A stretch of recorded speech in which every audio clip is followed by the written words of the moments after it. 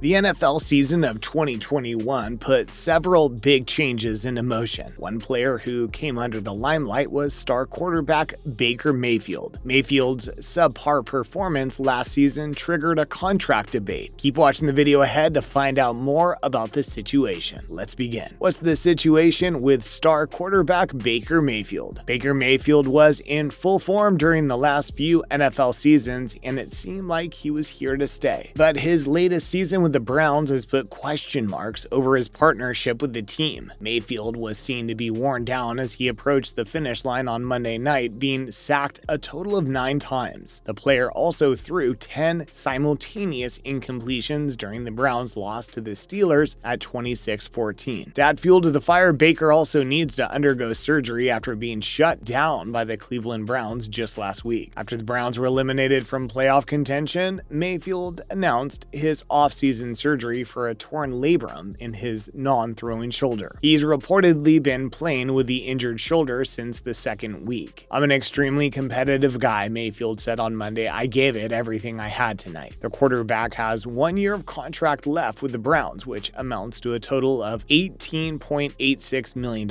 There's still debate about whether or not the Browns will bring Mayfield back to the ground. Mike Florio from NBC believes that the jury's out on Mayfield's return for the next season. "If I'm the Browns, I'm moving on. I've seen enough," the man said. Former quarterback Chris Sims also seems to hold a similar opinion, saying he's not going to get a long-term deal. That's not going to happen. Are the Browns expected to move forward with Mayfield? The Browns general manager Andrew Berry gave a loud and clear message on Tuesday. The team wants to go ahead with Mayfield and give another chance to come up from his fall in 2021 season. They want to see him redeem his worth in 2022. "We fully expect Baker to be our starter and bounce back," Berry said on a Zoom video. "We're looking forward to Baker obviously getting healthy in the offseason, then putting good work through the season, and with his coaches for having the type of season that we know he can have moving forward." Baker hurt his shoulder in the second week of the 2021 season, but continued playing with a protective harness to keep the joint from popping out of place. Berry stated that as Mayfield was cleared medically, the team went on to play this season with him. The quarterback may have been at the bottom of a lot of game stats, but it isn't fair to blame the team's failure entirely on him, especially with his injury. The manager said that the decision to go ahead with Mayfield will mostly be based on familiarity. Also, the Browns have little choice. Mayfield's $18.9 million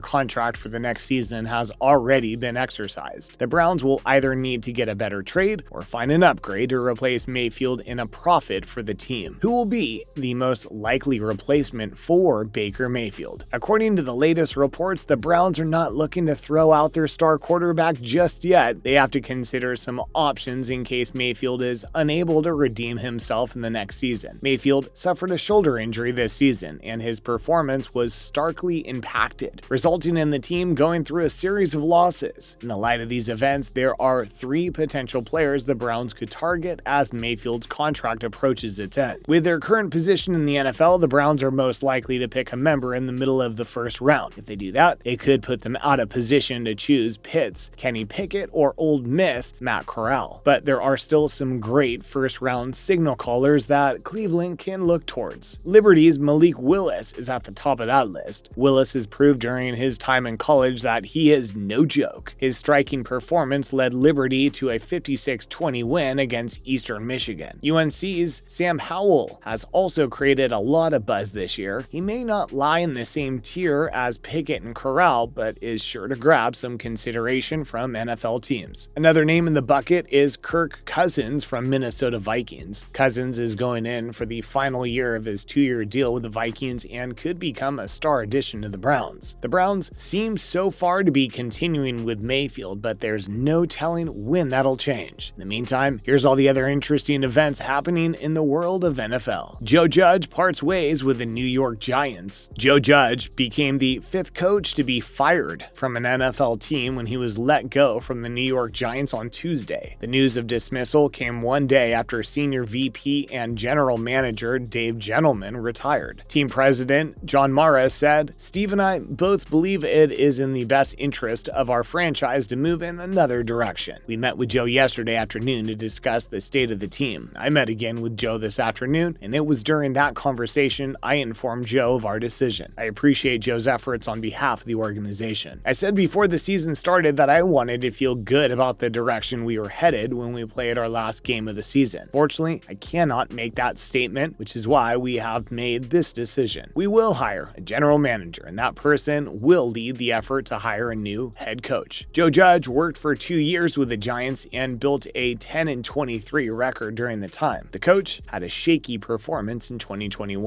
After an end-of-season injury to starting quarterback Daniel Jones, the Giants suffered a 6-game losing streak. The team suffered some serious challenges due to Jones' absence and finished with a 4-13 record. This made them tie for a franchise worst loss in one season. Buccaneers placed Richard Sherman back on injured reserve. Tampa Bay Buccaneers cornerback Richard Sherman was placed on injured reserve on Tuesday due to an Achilles injury, ending the player's season before the playoffs, according to the NFL Network. Sherman will stick around to help with the team coaches. Richard came on the team as an in-season player on the 29th of September after several injuries in the team's backup. He played on the team during weeks 4 through 6, after which he suffered leg injuries and was put on rest. Sherman was placed on IR for a calf injury the first time around and helped coach the defensive backs while on IR. As there was a lack of coaches out on COVID protocol, Sherman continued with the coaching role till the end of the season. As players can return from IR once per season, Sherman was brought back before the Week 14 game. The cornerback played a winning game against the Buffalo Bills, but had to be sidelined again due to his Achilles injury. Richard played Week 16 and wrote on his Twitter, "Didn't go how I wanted it to, but I'm grateful for the opportunity to strap it up again. Look forward to continuing this journey with my teammates and coaching my butt off. Thank you for all the support this season. The body gave it all, and I'm grateful." Denver Broncos franchise cleared for sale in a court ruling. The final legal hurdle for the Denver Broncos has been cleared, and the team can now begin the process of transferring ownership. This will likely happen with a sale of the franchise, which is valued at nearly $4 billion.